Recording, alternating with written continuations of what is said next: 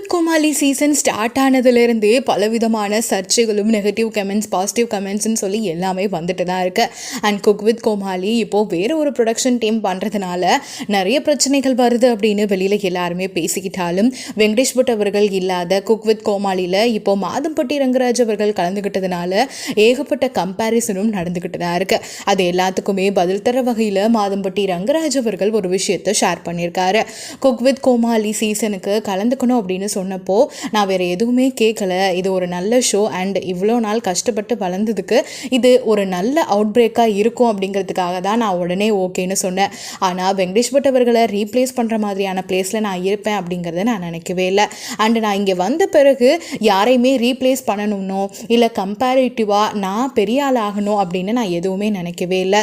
நான் என்ன நினைக்கிறேன்னா, எனக்கு கொடுத்த வேலையை நான் மிக சிறப்பாக செய்யணும் அப்படின்னு மட்டும்தான் நினைக்கிறேன். அண்டு நீங்களும் அதை புரிஞ்சுக்கணும்னு நினைக்கிறேன். யாரையுமே கம்பேரிட்டிவாக நம்ம பார்க்க வேணாம், நம்மளுடைய வேலையை நம்ம கரெக்டாக பண்ணால் போதும் அப்படிங்கிற மாதிரி அவருடைய நெகட்டிவ் கமெண்ட்ஸுக்கும் கம்பேரிசனுக்கும் ஒரு சூப்பரான பதிலடியை கொடுத்துருக்கிறாரு மாதம்பட்டி ரங்கராஜ் அவர்கள். மாதம்பட்டி ரங்கராஜ் அவர்கள் குக் வித் கோமாளியில் எந்த அளவு உங்கள் எல்லாரையும் என்டர்டெயின் பண்ணுறாரு, நீங்கள் எல்லாரும் எப்படி பார்க்குறீங்க அப்படிங்கிறத மறக்காமல் ஷேர் பண்ணிக்கோங்க.